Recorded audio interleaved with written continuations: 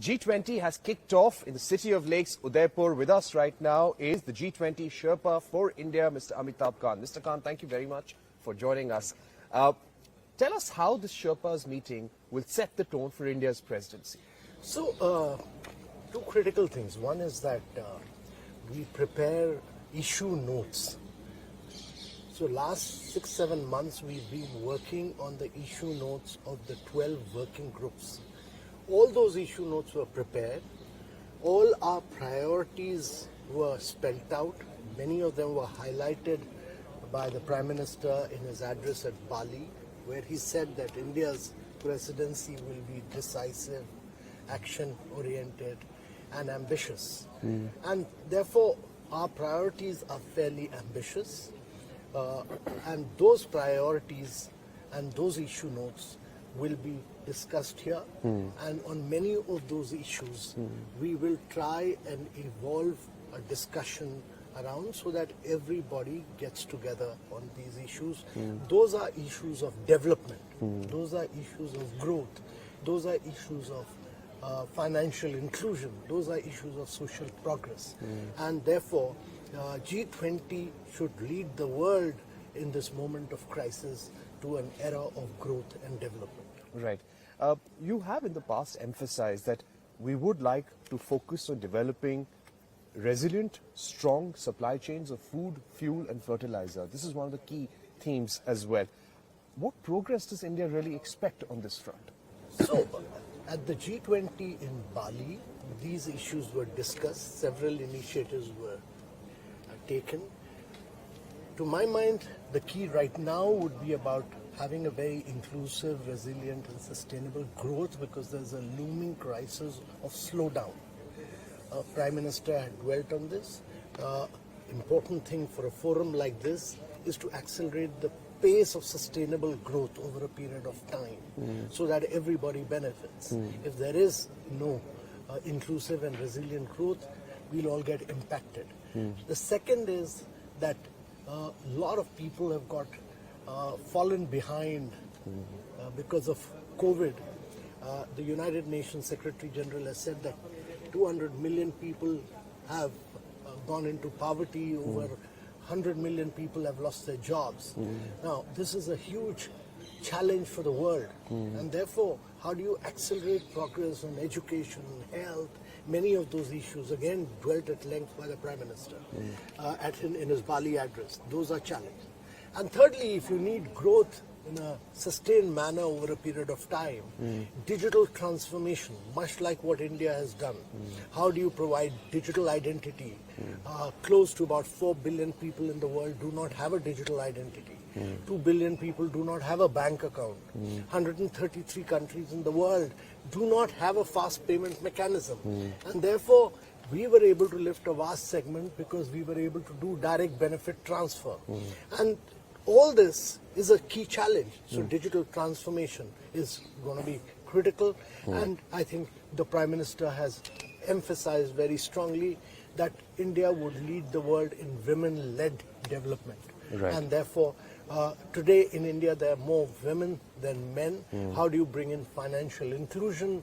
How do you put women in position of leadership? How do you drive the world through women will be a very critical subject of discussion at the G20 here today. Right. Now, just in this backdrop, the G7 has agreed on a price cap on Russian oil, which comes into effect from today. How does that complicate matters for you in an already complicated geopolitical scenario? So, some of these issues our petroleum minister has talked at length. India has been buying oil from Russia. We are a very large country. We buy very little compared to what Europe buys, and that has been highly emphasized.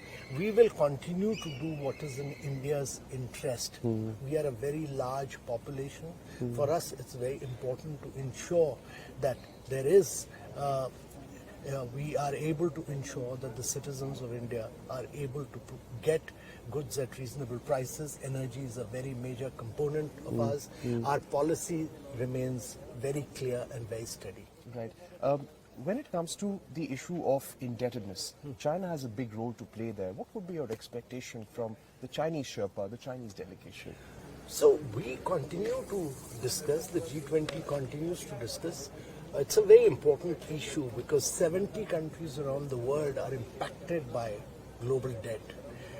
It's not just Sri Lanka, it's not just Chad, it's not just Zambia, but several countries are impacted.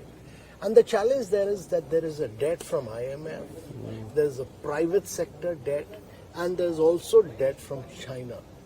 And it's important that everyone sits together, discusses, and then puts out a debt package for that country. It's not a feasible proposition that a debt package of IMF goes to service other debts. And therefore, it's very important that instead of bilaterally discussing, all the creditors must sit together, discuss, and a lot of that issue will come out, will be possible if the countries which have taken debt also stress this. And therefore, while the G20 will talk about it, it's important that countries which have taken a debt, they also play a very critical role in this exercise. Right. But one thing is very clear, that the debt issue, which has been largely dealt with by the Paris Club, would require a larger format for discussion, and probably international and multilateral forums, institutions will have to play a larger role in this exercise. Right. Now, when we speak about G20, it works by consensus. The communique, how many rounds of discussions, deliberations will take place? How many times do you expect the communique to be circulated among members before we agree upon the communique for the leaders meeting in September next year? So that's the job of Sherpas.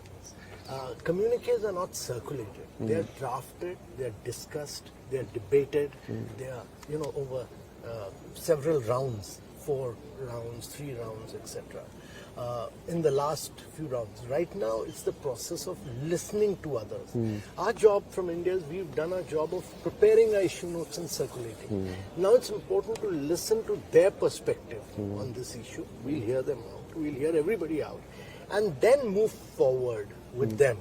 And therefore, it's important that we hear there are different perceptions. We must listen to them. We must discuss. This is a forum where, apart from G20, there are a lot of bilateral discussions taking place.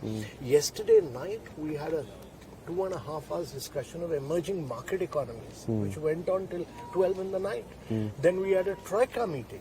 India, Brazil, Indonesia had a Troika meeting, and 12 of us had an emerging market economies 2.5 hours meeting. So all this is informal form of discussion, and that same process goes on when the leaders meet. Would you be seeking a special emphasis, some sort of a special package for emerging economies, including India? See, there can't be a package for one segment. There has to be a package for the global south. That is what the Prime Minister has emphasized, that he will be the voice of the global south. And therefore, whatever we speak, we are speaking not only on our behalf, we are speaking on behalf of the global south. We understand their challenges, we understand their problems. Amongst all the invitees, there are 6 countries from Africa, and therefore we'll be speaking their voice. Finally, my final 2 questions. Would you expect G20 countries to come up with some sort of agreement on climate finance and concessional rates, taking forward the loss and damage agreement that took place in COP27? So again, green development, climate finance, life is a very important component for us, lifestyle for environment. All these are subjects which are going to be discussed and debated here. It will be premature for me to comment on this because these are subjects which are meant for discussion. Right. So finally, you've led the Incredible India campaign in the past. You've been the CEO of Niti Aayog. One of the purposes of G20 also for India is to leverage our tourism and economic potential. We're in the city of Udaipur. Every evening, the delegates are going to be given a taste of the Rajasthani cuisine, Rajasthani culture.